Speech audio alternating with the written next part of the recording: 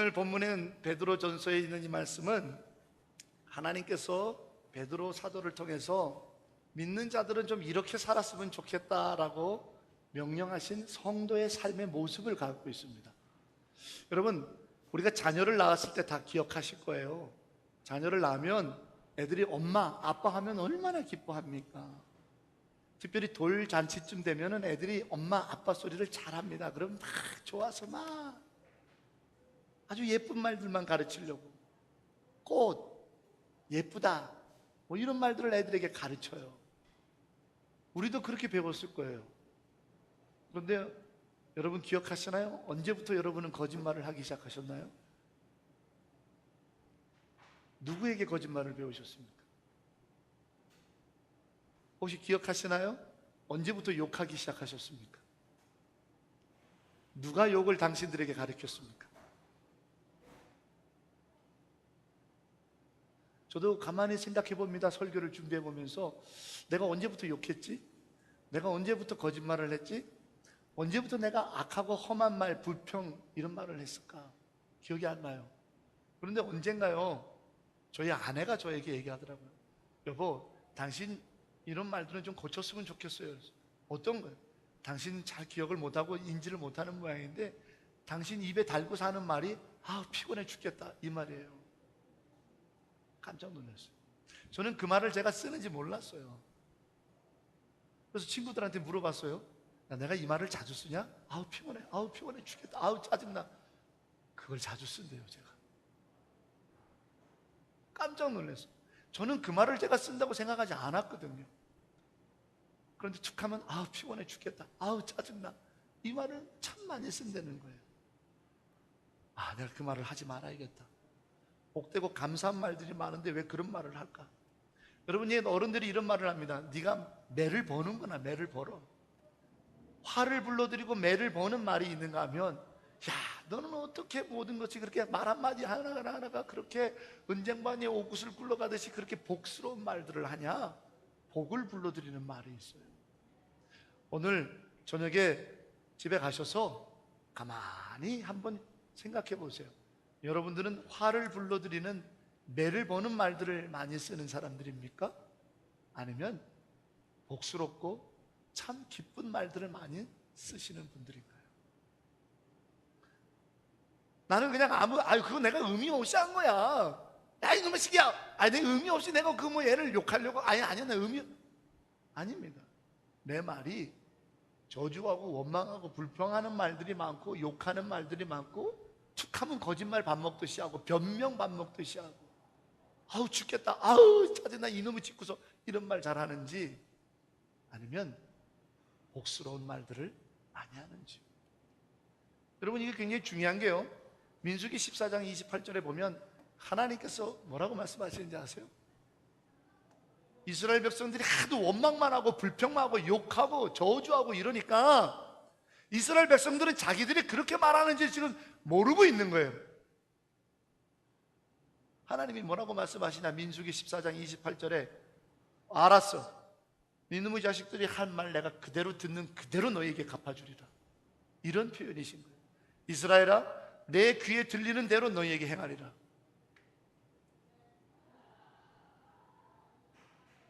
우리는 심각하게 받아들여야 됩니다. 특별히 우리는 누굽니까? 하나님의 사람들이에요. 그리스도인입니다. 그렇다면 우리는요, 우리의 모든 말들이 하나님과 관계되어지는 인지함을 갖고 말해야 돼요. 예를 하나 들어보겠습니다. 여러분들도 그런 말 할 거예요. 어린 놈이 말이죠, 툭 입만 열면 18, 육두문자, 개 이름은 다 나오고 그런 일.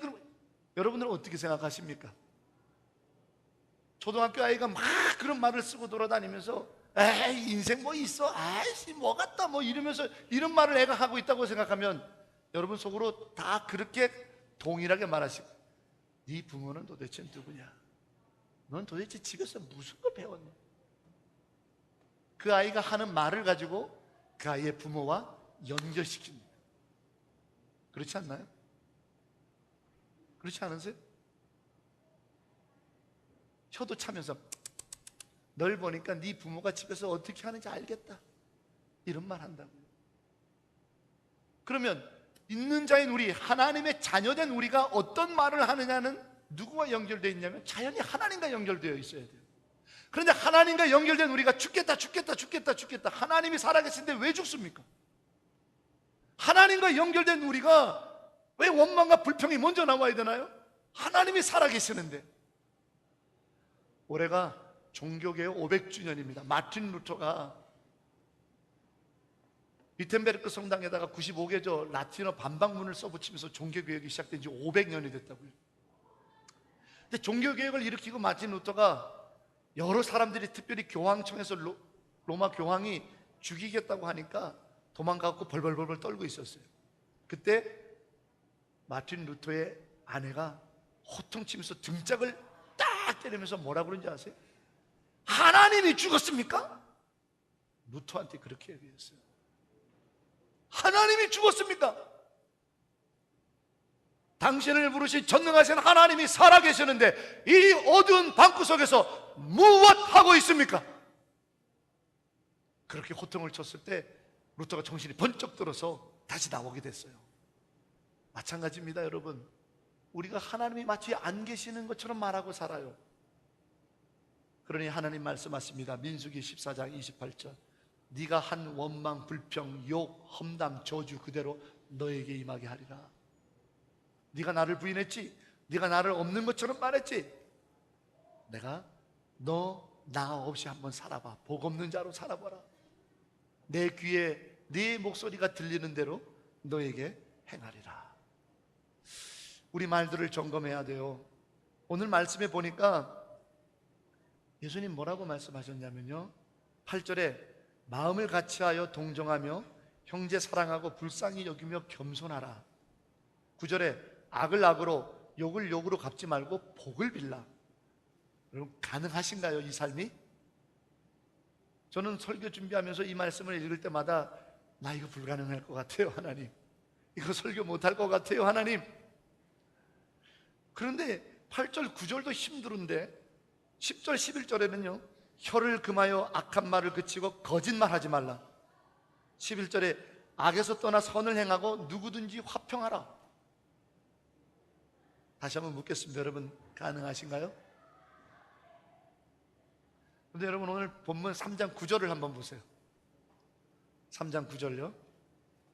자, 같이 읽어보겠습니다. 시작. 악을 악으로 욕을 욕으로 갚지 말고 도리어 복을 빌라. 그 다음요, 이를 위하여 너희가 부름을 받았으니. 하나님께서 우리를 부르신 이유가 뭐라고 그래요? 악을 악으로 갚기 위해서 우리를 부르셨대요? 아니요. 욕하는 자에게 똑같이 쌍욕하라고 우리를 부르셨대요? 아니요.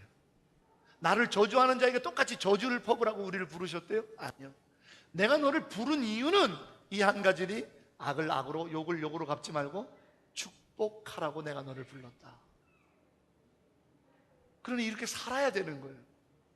이렇게 살지 못하면 우리는 하나님께 부름받은 자가 아니라는 거죠. 자, 저녁에 돌아가서 점검해 보세요. 내 입의 말은 어떤가요? 너무 짐스러운 것 같아요. 나는 욕도 많고 험담도 많이 하고 변명도 많고 불평도 많고 거짓도 많이 하고, 그런데 내가 어떻게 이렇게 살 수 있을까요? 이런 생각이 들으니까 자신이 없고 힘듭니다. 그런데 왜 우리가 그렇게 살지 못하는가 물어보니까요, 세상 때문인 거예요. 도대체 세상에 우리가 약점을 보이면 안 되는 게 세상이잖아요. 내가 약한 모습을 보이면 나만 공격하잖아요. 그러니까 자식들한테 가르쳐. 야, 너 세게 나가야 돼. 학교 가서 세게 나가. 아랫배에 힘주고 욕도 좀 해. 그래서 너를 얕잡아 보지 못하게 그렇게 세게 나가야 돼. 이렇게 가르쳐요. 세상 때문에 우리가 악을 악으로 갚는다라는 거예요. 어떤 성도들은 이렇게 말, 목사님 나한테 그런 말 하지 마세요. 나하고 저 사람하고 어떤 관계인지 아시죠? 내가 그를 아이고 내 눈에 흙이 들어가게 되면 내가 저가 나한테 어떻게 했는지 목사님 아시잖아요. 저 사람이 나를 얼마나 욕하고 다녔는지 아시죠? 저 사람 때문에 내가 얼마나 죽을 고비를 넘기고 얼마나 손실을 많이 받는지 목사님 아시는데 나한테 저 사람한테 나가서 그러라 그러세요. 무슨 얘기냐? 우리는 오늘 이 베드로전서의 3장 기록되어 있는 하나님께서 우리에게 이렇게 성도는 살아야 된다고 가르쳐 주신 삶을 세상 때문에 못 산다고 말하는 거예요. 세상이 이러니까 절대 그럴 수 없어요. 저 사람 때문에 안 된다, 남 탓하고 있는 거예요. 그런데 남 때문에, 세상 때문에 이렇게 못 사는 건 아니에요. 문제는 나에게 있는 거예요. 여러분, 헤르만 헤세가 쓴 데미안이라는 책을 혹시 읽어보셨습니까? 작은 책이죠. 그 책은 헤르만 헤세가 1916년에 써서 1919년에 발표했는데, 그때가 바로 세계 1차 대전이 벌어졌을 때예요. 수많은 사람들이 죽어가요. 희망을 어디서 찾아야 될지 모르겠어요. 세상을 보니까 다 미치광이 같아요. 전쟁의 노예들, 광기들, 살인에 도대체 어디에서 희망을 찾아야 될지 모르는 이 헤르만 헤세가 데미안과 싱클레어를 등장해서 내면에서부터 희망을 찾는 자기 성찰의 책이죠. 그러면서 그가 이렇게 말합니다. 마지막 부분에 데미안이 사라지고 난 후 싱클레어라고 하는 주인공이 이렇게 말합니다. 완전히 내 자신 속으로 내려가면 거기서 나는 검은 거울 위로 몸을 숙이기만 하면 되었다. 그러면 나 자신이 보였다. 이제 그와 닮았다. 내 친구이자 나의 인도자인 그와. 희망을 세상에 보니까 어떠한 희망도 찾을 수 없더라는 거예요. 세상을 보니까 내가 악으로 갚아야 되는 거예요. 세상을 보니까, 사람들을 보니까 약점 잡히지 않아야 되니까 내가 세게 나가야 되는 거예요. 화평? 말도 안 됩니다. 축복? 에이구요. 그런데 오늘 헤르만 헤세는 데미안에서 나를 들여다보면 내 안에서 희망이, 즉 세상 때문에 우리가 이렇게 그리스도인 된 삶을 못 사는 게 아니고 내 안에 썩어진 것이 있기 때문이라는 거예요. 내 안에 내가 문제예요. 내가 문제이기 때문에 악한 말을 웃으며 못 넘기는 거예요. 내가 문제이기 때문에 나를 저주하는 사람을 축복 못하는 거예요. 그 저주 때문에 내가 축복을 못하는 게 아니라 내 안에 뭔가 something problem이 있는 거예요. 아닌 척하면서 세상 탓하면서 하는 거죠. 제가 신학교 때 3학년 정도 된 것 같아요. 학교 교정에서 낯선 사람, 저희 신학교는 단과대학입니다. 신학과, 기독교 교육학과, 종교철학과만 있어갖고 전교생을 웬만하면 다 알아요. 그런데 전혀 한 번도 보지 못한 웬 낯선 사람이 교정에서 담배를 이렇게 피고 있는 거예요. 화가 나는 거예요. 저런 나쁜 놈이 다 있나 말이죠. 가가지고 이 사람아 여기서 뭐 하는 거냐고 의의를 드러냈어요. 여기가 어딘데, 선지동산인데 어디서 담배를 펴? 하고 소리를 막 질렀어요. 그 사람이 담배를 딱 끊고 하는 얘기예요. 아, 참 좋은 말로 하면 되지 내가 여기가 어딘 줄 알고 그래요. 내가 그렇게 죽을 죄를 졌어요? 나가면 될 거 아니에요 하면서 나가더라고요. 그때 아차 싶은 거예요. 내 안에는 이미 교만과 정죄함과 판단과 저런 썩을 놈, 저런 쳐 죽일 놈, 저런 나쁜 놈, 저런 여기가 어딘데 내 안에 이미 썩은 것들이 들어가니까 그 사람에게 선대히 대하지 못하는 거예요. 친절하지 못하는 거예요. 신학교에서 욕먹고 가게 만드는 거예요. 내가 문제구나. 내가 문제이기 때문에 여기가 어딘지 모르고 담배를 피우는 저 사람에게 친절하게 가서 여기서는 좀 하면 안 됩니다. 여기가 어디냐면요, 따뜻하게 왜 그에게 못 대해주냐. 내가 문제인 거예요. 담배 폈던 그가 문제가 아니라 신학교 교정에서 담배를 피는 그 사람이 문제가 아니라 내가 문제였던 거예요. 내가 썩을 정죄함과 판단과 교만과 오만이 가득 차 있었던 거예요. 세상 때문에 예수님이 좀 이렇게 살아라 하신 말씀의 삶을 못 사는 게 아니에요. 나한테 원수진 사람 때문에 나를 욕하고 험담하는 사람 때문에 예수님이 원하시는 삶을 못 사는 게 아니에요. 내 안에 문제가 있는 거예요. 왜? 죄인이기 때문에. 그러므로 우리는요, 죄인이 아니라 하나님의 자녀, 의로운 자로 설 때 예수님께서 원하시는 이 복된 성도의 거룩한 삶을 살아갈 수, 그게 승리하는 인생인 거예요. 오늘 여러분 12절을 주목하기 원해요. 자, 죄송합니다. 베드로전서 3장 12절. 자, 같이 읽어보겠습니다. 시작.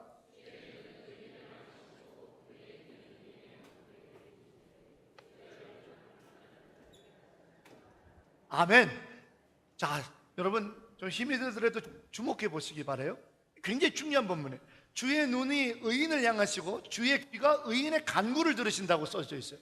할렐루야. 저는 여기서 희망을 발견해요.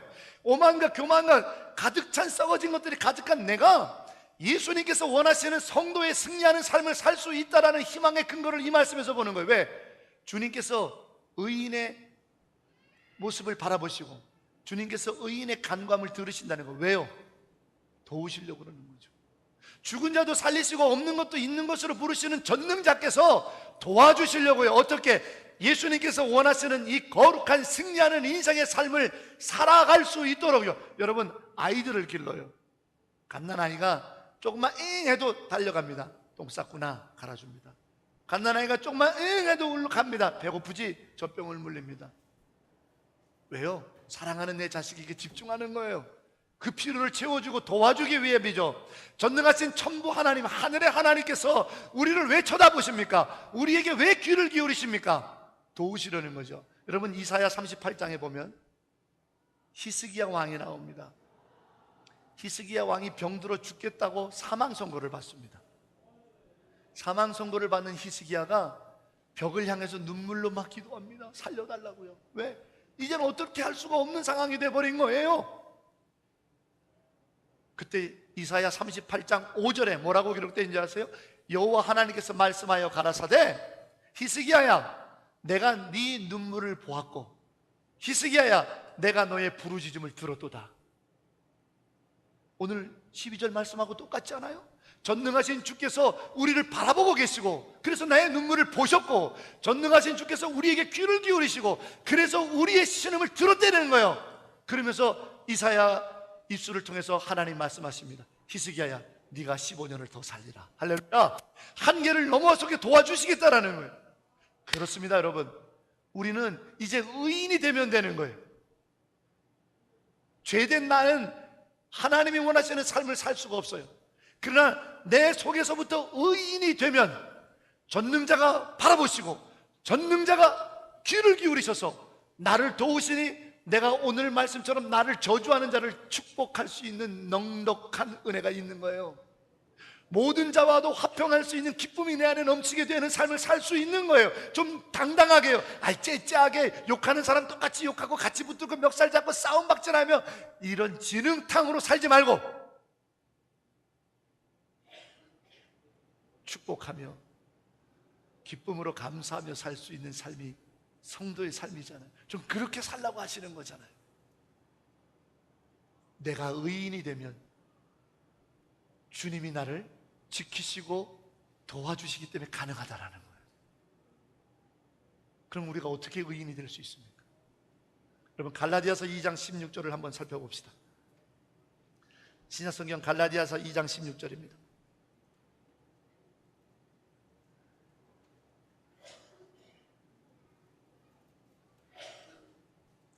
고린도전서, 후서, 그 다음에 갈라디아서죠. 갈라디아서 2장 16절 말씀 우리 다 같이 한 목소리로 읽어보겠습니다. 시작. 사람이 의롭게 되는 것은 율법의 행위로 말미암음이 아니요 오직 예수 그리스도를 믿음으로 말미암는 줄 알므로 우리는 그리스도 예수를 믿노라. 할렐루야.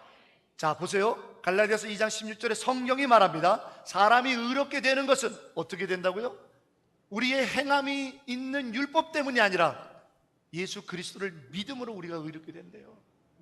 그러므로 나도 이제부터 예수 그리스도를 믿노라. 내가 의인이 된다는 거예요. 예수님을 믿으면 의인이 된다는 거예요. 사도 바울이 그의 로마서 10장에 뭐라고 기록된 줄 아십니까? 사람이 복음을 듣고 예수님에 관한 소식을 듣고 맞아, 나의 죄를 속해 주시는 분이 예수님이셔, 예수님 십자가 보혈로 나는 죄를 용서받을 수 있어라고 입술로 시인하면 그거를 믿는 것으로 여겨주겠다라는 거예요. 그게 로마서 10장 말씀. 입술로 내 예수님을 인정하며 내가 뭐 어떠한 것을 대단하게 하지 못했어도 내 입술로 예수님을 시인하면, 입술로 내 예수님을 부르면 믿음으로 인정해주고 의인으로 여겨주겠다라는 겁니다. 그 사건을 우리는, 그 증거를 골고다의 언덕에서 봅니다. 예수님께서 십자가에 못 박혀 돌아가실 때 한쪽 편 강도가 말했어요. 여보시오, 예수 양반, 당신이 정말 하늘로부터 온 하나님의 아들이고 구원자라면, 그 다음에는 이제 가로입니다. 성경에는 써져 있지 않지만 저는 그렇게 읽어요. 나도 당신을 믿고 싶으니 나를 좀 불쌍히 여겨주세요. 예수님이 그 입술로 예수님을 인정하며 불렀던 그에게 뭐라고 했어요? 네가 오늘 나와 함께 낙원에 이르리라. 의인으로 여겨준 거예요. 입술의 고백인데, 사형당할 만큼 큰 죄를 점한 죄인이 입술로 예수를 시인하니까 믿음으로 여겨주고 의인으로 삼아줘서 천국 백성 삼았다라는 거예요. 성경이 증거를 말하잖아요. 사람이 의롭게 되는 것은 예수를 믿는 것으로 말미암음인데, 로마서 10장 8절 9절, 그 믿는다라는 것은 뭐냐? 입술로 시인하는 것이다. 누구를? 예수님을. 그러므로 오늘 결론을 내려봅니다. 내 입술로 예수님을 시인하면 그것이 믿음이며, 그 믿음을 의로 여겨주셔서 우리를 불꽃 같은 동자로 보고 그의 오른손으로 붙잡아 주셔서 우리로 이 성도의 거룩한 삶, 나를 악하게 대하는 사람을 껄껄껄껄 웃으면서 축복해 줄 수 있는 놀라운 삶을 살 수 있다라는 겁니다. 할렐루야. 이 믿음이 우리 성도의 승리하는 인생의 비결인 거예요. 여러분, 인생 어차피 한 번 삽니다. 째짜게 살다가 가지 맙시다. 예수님 앞에 부끄럽게 서지 맙시다. 예수님 앞에 복 있는 자로 당당하게 좀 서봅시다. 어떻게 해요? 오늘 주님이 명령하신 3대로 축복하면서 말이에요. 제가 첫 부목사를 했던 것이 삼양동이에요. 그리고 그곳에서 청년 목회를 했어요. 그런데 어느 날 제가 그 당시 31살 정도, 32살 되었던 것 같아요. 32살 정도 됐는데 저보다 4살 많은 결혼하지 않은 자매가 청년부에 등록한 거예요. 근데 저를 보는 눈동자가 너무 뜨거워서 몸둘 바를 모르겠어요. 나는 아내도 있고 애가 둘인데 주여 시험에 들지 말게 하옵시며 그럴 수밖에 없었어요. 어느 날 사단이 난 거예요.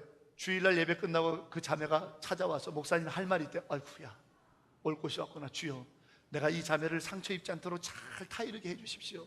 이러고 갔더니 하는 말이, 저는 김치국부터 마신 거예요. 신방을 좀 해달라는 거예요.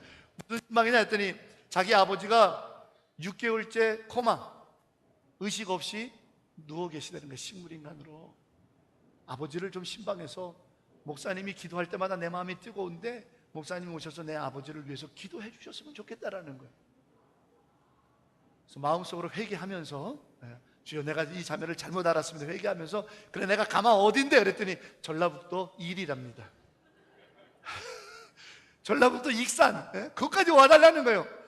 주여. 그 다음날이 월요일이잖아요. 새벽 기도 끝나고 차를 몰고 갔습니다. 주소를 적힌 대로 찾아갔더니 정말 그 자매 어머니하고 아버지가 병상에 누워있더라고요. 콧줄에 기도 삽입은 되어 있고 호흡하기 위해서 대소변 받아내고, 너무 아프더라고요. 근데 막상 신방은 왔는데 32살 목사가 뭘 해야 될지 모르겠는 거예요. 아니, 의식이 있는 아버님을 복음을 전해서 전도해서 예수 이름을 고백하게 하는 것도 쉬운 일이 아닌데 6개월째 의식 없이 누워 계시는 분을 어떻게 하라는 얘기예요. 주님, 나는 아무것도 할 수 없습니다. 그리고는 그 침대 위에 제가 걸터 앉아서 눈을 감고 있는 코마 상태에 있는 아버님 손을 붙들고, 나는 여기서 기도할 테니 어머님과 자매님은 거기서 기도하세요. 우리 주여 3번 하고 통성으로 기도합시다. 주여, 주여, 주여. 얼마나 뜨겁게 기도했는지요. 한 10분 정도 지나가니까 마음이 뜨거워져요. 한 20분 정도 지난 것 같아요. 그랬더니 막 눈물과 콧물이 쏟아지기 시작해요. 막 한참 기도하다가 갑자기 아차 싶은 생각이 드는 거예요. 내가 지금 혼수 상태로 의식 없이 누워있는 아버님 얼굴 위에서 기도하고 있거든요. 근데 콧물 눈물이 계속 지금 뚝뚝뚝 떨어지고 있는 거잖아요. 그래서 아차 싶어서 주여 하고 한 눈독을 뜨고 보니까 6개월 동안 눈을 한 번도 떠보지 않았던 아버님이 눈을 뚱 그렇게 뜨고는 저를 쳐다보고 있는 거예요. 깜짝 놀래가지고 이리 좀 와보시라고 눈을 뜨셨어요. 의식을 찾았다는 얘기가 아닙니다. 처음으로 눈을 뜨고는 사람의 눈을 맞추지는 못하고 계시더라고요. 그래서 기도를 중단하고 아버님 손을 잡고 머리를 쓰다듬고 안수하면서 기도했어요. 아버님, 영혼은 듣고 계시잖아요. 예수 그분을 인정하세요. 당신의 입술로 아멘, 할렐루야, 내가 예수님을 믿습니다는 고백할 수 없을지라도 당신의 지금 영은 듣고 있잖아요. 당신의 온 영으로 하나님을 인정하세요. 예수님을 인정하세요. 한참을 더 기도하고 말씀을 읽어주고 그러고 났는데 눈을 탁 감으시더라고요. 그리고 또 편히 주무시는 거예요. 의식 없는 상태. 그리고는 이제 다 인사를 하고, 그리고 저는 서울로 올라왔더니 3일 후에 아버님이 하늘나라 가셨다라는 거예요. 여러분, 저는 믿습니다. 확신합니다. 그분이 그 눈동자, 그 평안, 저는 제 눈으로 직접 봤습니다. 예수 그 이름을 인정하는 것만으로도 낙원에 내가 오늘 나와 함께 이르리라고 하셨던 예수 그리스도의 말씀의 성경의 기록을 나는 믿습니다. 우리의 입술의 시인만으로도 내가 너를 의로운 자로 여겨주고, 그래서 주의 눈동자가 의인에게 향하고 있고 주의 귀가 의인을 향하여 간구함을 듣고 있어서 도우시는, 죽은 자도 살리시고 없는 것도 있는 것으로 부르시는 전능자의 역사를 저는 믿습니다.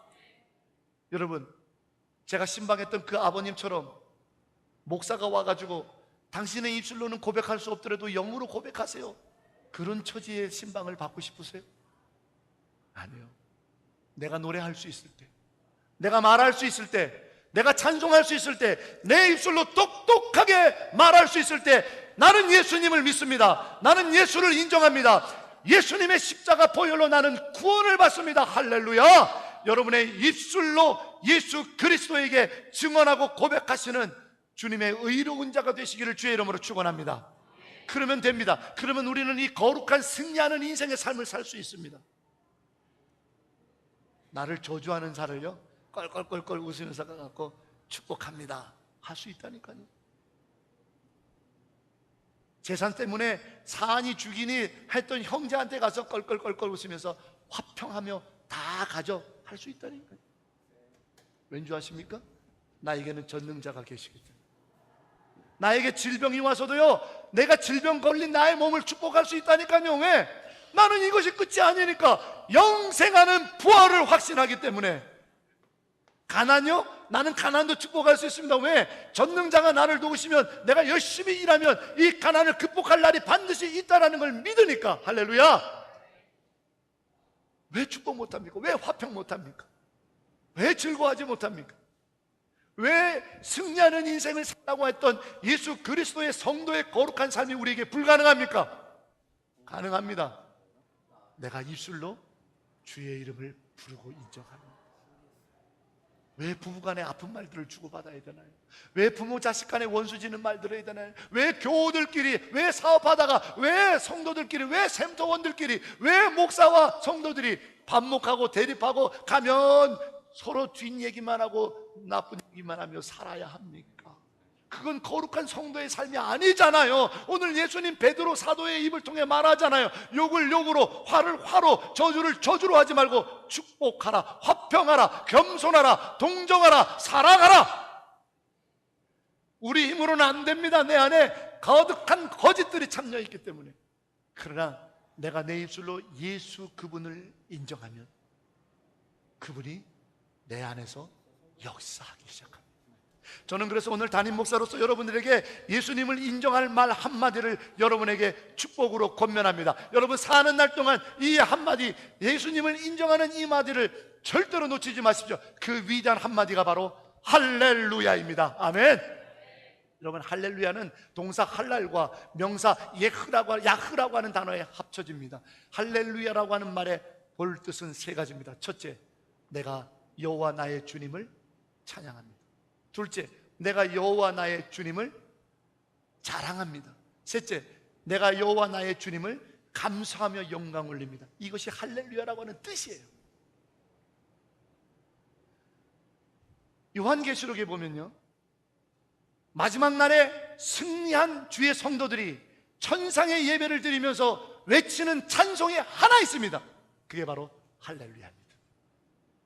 천국 백성들이 여호와의 이름을 부르면서 부르는 찬송이 뭔지 아십니까? 할렐루야예요. 왜 우리에게 주신 이 놀라운 찬송의 이름은 한 번도 신앙생활하며 한 번도 내 입술로 뱉지 않으면서 저주, 화, 욕, 거짓 얼마나 많이 합니까? 우리가 천국 백성 맞습니까? 천상의 예배에서 여호와의 영광을 찬송해야 될 사람들 맞습니까? 여러분, 시편 113편부터 118편까지는 할렐루야 시편이라고 말합니다. 시편 113편은 첫 번째, 내가 하나님을 찬양합니다라고 하는 할렐루야가 기록되어 있어요. 시편 113편에는 이런 기록이 있습니다. 내가 병든 자고 사람들이 나를 병들었다고 외면하고 내쫓아도, 그리고 당대의 관습입니다. 내가 아들을 낳지 못해가지고 나를 복 없는 여자라고 나를 내어 쫓고 사람들은 나를 외면해도 주여 당신은 나를 당신의 집에 거하여 당신의 자녀가 되게 했으니 할렐루야, 내 찬양을 받아주셔서. 이게 시편 113편이에요 우리가 할렐루야 내가 여호와를 찬송합니다라는 건 이겁니다. 나 같은 죄인, 내가 목사 될 자격이 있습니까? 나 같은 죄인, 내가 장로 될 자격이 있습니까? 나 같은 죄인, 내가 성도 될 자격이 있습니까? 나 같은 죄인, 내가 예배자로 이 자리에 있을 자격이 있습니까? 그런데도 목사 시켜주시고, 그런데도 직분 주시고, 그런데도 예배를 받아주신다고 우리를 불러주신 그분이 얼마나 감사합니까? 여러분, 공항에 들어갈 때 스캔합니다. 이물질 못 들어갑니다. 나쁜 이물질은 아예 체포가 됩니다. 예배당에 들어올 때 스캔을 해서 죄가 이만큼이라도 있으면 못 들어온다고 스캔하면 누가 들어올 수 있습니까? 들어올 자신 있으십니까? 우리가 왜 여호와를 할렐루야 찬양해야 됩니까? 내 안에 죄가 있어도 예배를 허락하시고 나의 찬송을 받으시고 나의 이 예물을 받아주시고 나를 축복하시겠다라고 하는 내 하나님을 할렐루야 내가 찬양합니다. 할렐루야 찬양합니다. 여호와 하나님을 할렐루야 찬양하시는 입술로 주를 인정하는 우리 모두가 되기를 주의 이름으로 축원합니다. 시편 115편은 내가 여호와를 자랑합니다라고 하는 할렐루야가 기록되어 있습니다. 시편 115편에 기록되기를 이렇게 되어 있습니다. 야, 이 깡통들아, 니들이 믿는 우상은 뭐냐? 눈이 있어도 너를 보지 못하고, 귀가 있어도 너를 듣지 못하고, 입이 있어도 내게 말하지 못하고, 손이 있어도 너를 붙잡아 주지 못하고, 다리가 있어도 네게 찾아오지 못하는 깡통과 돌멩이들을 믿는 너희들, 잘 들어봐. 내가 우리 하나님을 자랑할 거야. 할렐루야. 우리 하나님은 눈이 있어서 내가 울고 있으면 보신다. 할렐루야. 내가 우리 하나님을 자랑할 거야. 우리 하나님은 귀가 있어서 내가 부르짖으면 들으신다, 도와주신다. 할렐루야. 내가 우리 하나님을 자랑할 거야. 잘 들어봐. 우리 하나님은 입이 있어서 내가 좌로나 우로나 치우치면 가지 마라 하시고 내가 가야 될 길을 말씀하신다. 복된 길을 들려주신다. 나를 위로하며 사랑한다 쓰다듬어 주신다. 우리 하나님 자랑할게. 할렐루야. 들어봐. 우리 하나님은 손과 발이 있어서 내게 오셔서 내 손잡고 항상 동행하시며 고난의 길에 내가 쓰러지면 나를 업고 가십니다. 내 하나님이 얼마나 자랑스러우냐. 할렐루야. 그게 시편 115편이에요 여러분, 마음껏 할렐루야를 외치면서 예수님을 자랑하시기를 주의 이름으로 축원합니다. 우리 예수님 자랑하고 싶어요. 할렐루야. 세상 사람들아 들어라. 할렐루야. 왜? 그가 내 죄를 위해서 죽으셨고 그가 나를 부르셔서 부활을 시켜주실 것이고. 왜 예수님 자랑 못합니까? 우리 입에서 수많은 말들을 제하시고 이제부터 할렐루야, 할렐루야를 외치십시오. 그것이 하나님을 영화롭게 하고 그것이 하나님을 자랑하며 그것이 우리 주님을 인정하는 말이 되어 주의 전능하신 능력이 우리를 도와주실 것입니다. 아무것도 아닌 것 같죠? 아닙니다. 위대한 겁니다. 우리 찬양단 나오세요. 할렐루야, 그게요 작은 것 같지 가장 위대한 일이죠. 여러분, 이제부터라도 힘들고 피곤하면 저처럼 힘들어 죽겠다 하지 마시고 할렐루야를 외치십시오. 짜증나고 화나면 욕하지 마시고 할렐루야를 외치십시오. 변명하고 싶고 거짓말하고 싶을 때 입술을 닫고 할렐루야를 외치시기를 주의 이름으로 축원합니다. 그 순간 우리는 믿음으로 의롭게 된 자로 여김을 받으며 전능자의 동행하심과 도우심이 우리 안에 일어납니다. 지금부터 의도적으로라도 할렐루야 하십시오. 그러다 보면요 나중에는 이 안에서 뜨거운 영광이 올라납니다. 청소년부를 데리고 3년 전에 수련회를 간 적이 있습니다. 여기 파워 넣어주세요. 수련회 갔는데요 좀 작게 쳐주세요. 한 100여 명 되는 청소년 배들 데리고 저녁 집회를 하는데 제가 애들한테 약속했어요. 오늘 하나님 만나고 싶은 사람 손 들어봐. 그랬더니 애들이 다 손 들죠. 초신자들도 많았어요. 내가 오늘 하나님 만나는 방법 알려줄게. 아랫배에 힘주고 무릎 꿇고 하나님 100번만 불러봐. 반드시 하나님 만나고 100번 다 못 부를 거야. 내가 장담한다. 애들이 얼마나 순진한지요. 진짜 시키는 대로 해요. 하나님! 제가 셌거든요. 50번을 넘기는 애가 없어요. 왜요? 초신자예요. 애들이 많아요. 초신자들이. 하나님을 20번 30번 부르는데 다 울음이 터졌어요. 애들이 하나님이 뭔지를 어떻게 알고, 하나님이 누군지 어떻게 알고 30번을 자기 엄마를 부르는 것도 아니고 그냥 낯선 곳에서 하나님 30번 부르는데 왜 눈물이 터지나요? 걔네들이 대성통곡해요. 영이 있기 때문이에요. 여러분, 저희 아버님도 저혈당 쇼크로 쓰러지셨고 뇌사 상태로 계시다가 소천하셨거든요. 제가 알아요. 아버지를 면회 갔을 때 여기 숨골에 숨 쉬는 기능의 세포만 남고 다 죽었어요. 머리가 CT를 찍었는데 시커매요, 세포가. 그런데 듣는 거는 있어요. 제가 아버지한테 편지를 썼어요. 미국에서. 고향교회 목사님이 가서 읽어주셨는데 아버지의 두 눈에 눈물이 막 흐르시고 그 다음날 소천하셨어요. 영이 있어요. 하나님을 모르는 자도요, 영으로 하나님을 부르기 시작하니까 느껴지는 거예요. 평안함이, 사모함이. 여러분, 정말 하나님의 이름을 하나님 100번 불러본 적 있으세요? 아니요. 하나님을 찾아본 적이 없는 거예요. 그렇게 그러면서 하나님이 있느냐 없느냐 이러고 돌아다니는 거예요. 죽겠다, 짜증난다, 화난다, 욕하고 내 인생이 뭐냐, 원망과 불평하며 해보라니까요. 할렐루야를 부르시라니까요. 할렐루야, 나의 하나님 찬송 받으소서. 할렐루야, 나의 주님, 내가 주님을 자랑합니다. 할렐루야, 하나님 감사와 영광을 받으소서. 하나님을 인정하는 할렐루야를 작지만 지금부터 할 때 내 안에 기쁨과 감사와 감격과 은혜와 성령의 충만함이 솟아나기 시작하며 나는 승리하는 인생으로 오늘 주님께서 명령하신 저주와 화를 축복하는 승리의 인생으로 살 수 있습니다. 그분은 살아계셔요. 그분은 그분의 이름을 부르는 자에게 도우시는 분이십니다. 할렐루야를 외치십시오. 할렐루야를 외치십시오. 내 안에 화가 나고 내 안에 짜증이 나고 내가 죽을 것 같고 원망과 불평이 났을 때 입을 닫고 거짓을 말하지 말고 아닌 척인 척 하지 말고 두렵고 불안할 때, 염려스럽고 근심될 때 할렐루야, 내가 하나님 찬양하기 원합니다. 할렐루야, 내가 하나님을 찬양하기 원합니다.